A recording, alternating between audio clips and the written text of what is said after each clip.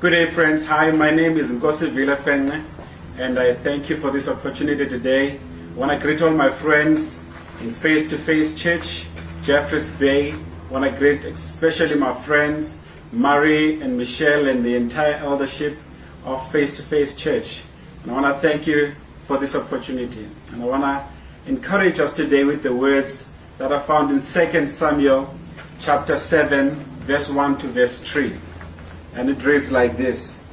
And it came to pass, when the king sat in his house, that the Lord had given him rest round about from all his enemies, that the king said unto Nathan the prophet, See now, I dwell in a house of cedar, but the ark of God dwelleth within curtains. Nathan said to the king, Go and do all that is in thy heart, for the Lord thy God is with you. So what we hear here, we hear a story of David. In verse 1 and up until verse 3, we hear about David's care for God's ark.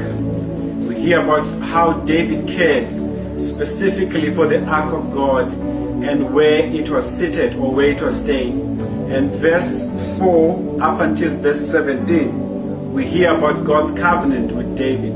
Because after David had expressed his desire to build God a house, or to build the ark a temple, then God wanted to make a covenant with David. And from verse 18 up until verse 29, we see David's prayer and thanksgiving.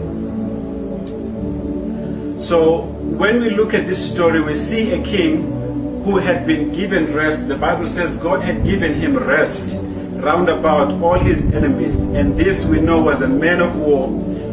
David, from day one, when he came into the camp of the Israelites and the Philistines, and he fought with Goliath and defeated him. This was a man of war, and he was fighting and killing all the enemies of Israel and all the armies of God. And this man, by all standards, was a successful king. People were happy under him. And the Bible says God had given him rest from all his enemies. In other words, he had deserved to sit there and enjoy, just being in the palace and resting and being well. But we find something very interesting in verse 2, that the Bible says David began to be concerned and began to be worried about the ark of God. And this amazes me, because I always wonder what kind of a person can be able to do this. A lot of us, sometimes when we are comfortable in life, we don't really bother about other things that we have to do, especially if we are resting after a hard labor or a hard work or a life well lived, like King David, who had fought all the armies of God. So the question I want to ask us today is, what kind of a person can do this? What kind of a human being can leave a place of comfort and still be concerned about the things of God? And so I want to answer that question today. What kind of a person can do this? So answer number one is that David was filled with gratitude. So a person that has been filled with gratitude, I think in this time of this pandemic of COVID-19, most of us would definitely say we are full of gratitude that we're still alive, and that God has kept us and kept our families and kept our nation. Of course, there are those we have lost, but most of us would say we are pretty grateful. Some businesses and churches and people and faces are still around, and we thank God for that. So David was full of gratitude to God for all he had done.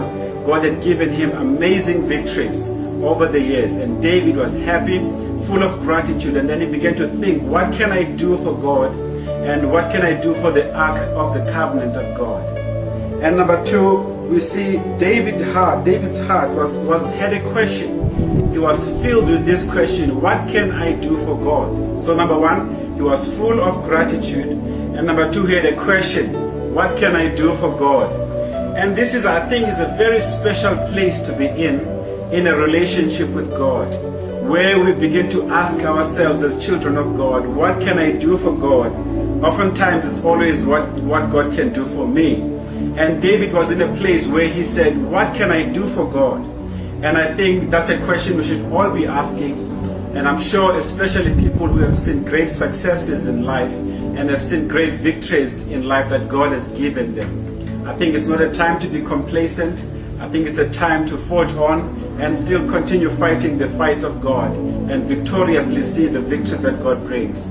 So David was in a special place in this relationship with God, a place where he began to ask, what can I do for God? And I believe this had consumed his whole heart, because the prophet answered him and said, do all that is in thy heart.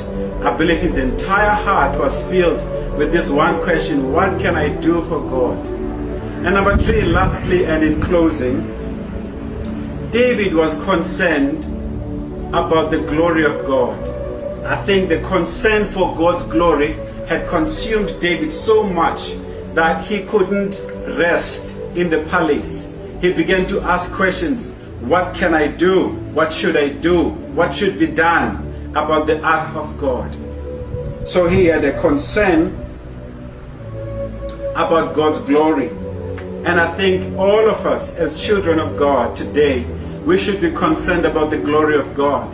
When we look in the world today and we see churches that still need to be built, when we see children that still need to be fed, when we see nations that still need to be evangelized, when we see people that still need to be prayed for, there's so much that we have to do in the world today. And I think all of us, just like King David, we cannot afford an opportunity to be complacent. I think all of us as children of God, because of what God has done, David says in one of the Psalms, says, praise the Lord, O my soul, and forget not his benefits. I think as children of God, we should never ever forget what God has done for us. So what kind of a person can sit in a comfortable place and still not be comfortable and want to do things for God? One is a person that is full of gratitude to what God has done for them. I believe, friends, for us to be strong in what we do for God, it has to come from a place of love, a place of gratitude. Number 2, David had a question, what can I do for God? And number 3, David had a concern for God's glory. So in closing, I want to encourage all of us to still be concerned about the glory of God in the world today, to still be concerned about the kingdom of God, moving on and being victorious in this world. And I want to thank you so much again for tuning in and watching. And I want to bless you and thank you so much. And I just want to close in prayer. Father, we thank you so much for this opportunity, and we thank you for opportunities to serve your people and your kingdom. And we give you glory, and we thank you this time that your presence and your Holy Spirit is with us to help us fulfill your purposes in this world. And we thank you so much in Jesus' name. Thank you so much, Face to Face, and I love you, and God loves you, and God bless you. See you soon. Bye-bye.